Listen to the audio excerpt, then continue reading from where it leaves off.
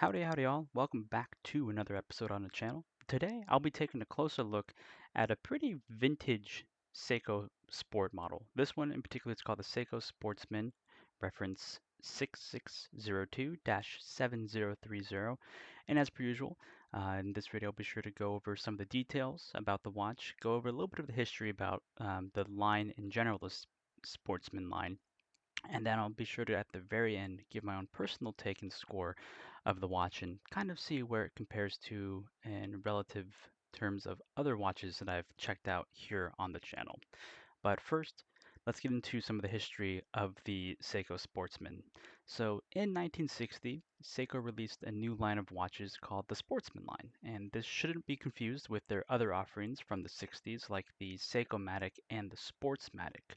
And when these watches were released, the prices for these watches began around 3,200 yen, which by today's standards equates to around 180 US dollars. And this is with current inflation and with exchange rates taken into account. This line seemingly was marketed as an affordable option for those who wanted a slightly more rugged watch than what Seiko had offered in years past. There were various models that featured both time-only and date complications similar to this one, and all of them seemingly had a manual wind movement. The materials used for these watches by today's standards would be seen as inferior, as various models were created in steel, gold plating, or as with this specific example, chrome plating.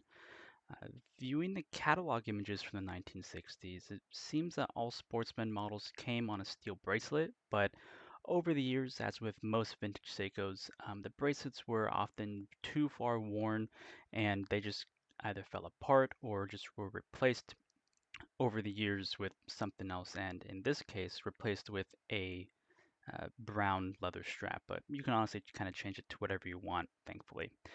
The dimensions of the watch overall are pretty good by today's standards and even by then standards. The overall size of it, the case is 40 millimeters, so a very nice size, with a thickness of 10.5 millimeters. But it must be noted that the acrylic crystal height can kind of vary because if you throw on a different aftermarket crystal, that height can get a little bit larger, but this seems to be pretty true to some of the original crystals of the time. So this one specifically is 10.5 millimeters. And the measurement across the case, including the crown, is a very wearable 36 millimeters. And a slightly uncommon touch for Seiko, but a thankful note, is the lug to lug width, or sorry, the lug width itself is 18 millimeters. So don't see that too often on Seikos, but it's a lot nicer than their usual 19 millimeter sizes. So now I want to go into some of the key points about the watch and go over just some of the smaller details of the watch as a whole. Starting off with the case, again, this is a chrome plated case, and you can see on some of these sides right here that it's beginning to kind of pit and show some of that base metal. Most likely the base metal on here is a brass, but some will be in better condition, others will be in worse condition, but for the most part, because it is chrome plated, it's all high polish except for the case back, which is going to be done in a slightly more satin or brushed finish, but the case itself, you're going to be seeing a lot of high polish coming at you. The crown, thankfully, is a little bit larger, and that is due in part to the manual wind movement inside here. So thankfully, a large crown to get a nice grip and turning to power the watch and also to change the time and date on here. Uh, the dial, as we move a little bit inwards, has this nice and very slight sunbursting effect to it. And in some lights, it's actually a little bit more apparent than in others. But it's a pretty nice look overall. Not too bad. Not too much light reflecting back at you, especially in most brighter lighting situations. And the indices on here and all the numbers are all applied, which I personally love applied indices, especially on some of these older models from Seiko. It's got a lot of character, a lot of charm to it. And as you can see, it's got a 12, 9, and 6 layout with a date here at the 3 o'clock. So make it look pretty clean and again, kind of giving off to that quote sporty character of the watch. For this one, there's no quick set and there's no hacking for the movement. Again, this is a manual wind movement, this being the 6602, beating at a roughly 3 hertz. And from what I can tell, it has a roughly 35-hour power reserve when I tested this one specifically. So keep that in mind. If you do want to find one of these, you're going to have to basically wind it up every single day if you want to have the watch constantly running on you. But one of the things about these particular movements that is a little bit of kind of showing its age, if you will, is that there's no quick set for the date. Now, on a slight tangent, I love how the date is framed by this black window. It looks really, really nice, and the fact that um, it's a bit larger for the dial, so it's easier to read. I understand the date isn't for everybody. Some people like the more look of a sterile dateless watch, but in this case, well, the date is there, it's usable, so why not be able to see it a little bit easier? And the fact that it's, again, surrounded by a black window, I think adds a lot of nice contrast and makes it a little bit easier to read, even though, again, it's pretty large on the dial. But again, the movement itself is non-quick set. So for these ones, what you're going to have to do is you have basically two options. There's only one click to the crown, and you can see no hacking seconds once again. And if you advance the time forward, I'm at 10 a.m. right now, but if I advance the time forward, you can get it set like that and keep going around and around and around. Or you can do somewhat of a pre-quick set function where I personally will go from 4 a.m. to 8 p.m. and kind of do a back and forth cycle, meaning I will go back, hitting 12 a.m., and then going forward and quick setting, quote unquote, like that. So you can do that if you want to advance the movement a little bit further. It's not everyone's cup of tea by doing so. Some old watches will have that feature, but well, this is kind of within that category of old watches that you can't quite quick set, but you can kind of fiddle to make it go back and forth a little bit better. Looking back at the dial, you can see pretty small in the sense of not that much dial script on here. You really only have 3 lines of text. You have the Seiko Sportsman, you have waterproofing, and then a DialShock. I'll get the hand out of the way. DialShock 17 joules right there. So this is a bit of an early model. You can tell with some early Seiko models with the wording that's used. In this case, you can see waterproofing right here. Personally, I wouldn't say to ever take this thing anywhere near water. Even if you have fully serviced, full gaskets and everything, waterproofing is extremely questionable. They were very liberal in that sense of the word for waterproofing.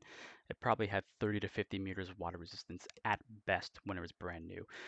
So take that into account that waterproofing on here doesn't really mean anything. If you want to take it in the water, be my guest, but if you fuck around, you might find out that your watch is now fully flooded with whatever liquid you decided to jump into.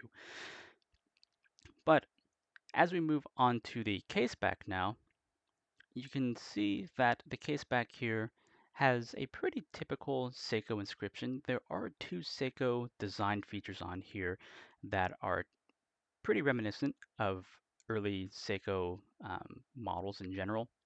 You have the seahorse right there in the middle, and then you have this horseshoe motif with the reference, the type of material that's used. You can see the STP back with the stainless steel, and then waterproofing once again. But again, as I just stated, do not take this around water. But if you own one of these, you can do whatever you want. Be my guest, but don't be upset if your watch becomes flooded. So this is basically the overall description of the watch. I mean, there's not much else to it. It's a pretty simple, pretty straightforward watch in terms of design, execution, and wearing. So For the most part, I want to now move on to the very last bit where I would give my own personal score of the watch as a whole. In terms of comfortability, I think this watch is extraordinarily comfortable. Again, because it's not really stainless steel. I mean, yeah, brass with chrome plating. It's got a very nice, lightweight uh, feel to it. So I personally give it a rating of about 9 out of 10. It's a nice size, it's a nice weight, it's got a nice look to it, but doesn't really count too much for the comfortability, but still, 9 out of 10 for the comfortability. In terms of design, I absolutely love these kinds of designs that Seiko did. I don't see these specific ones with the applied numerals too often, but I'm also a very big fanboy of applied numerals.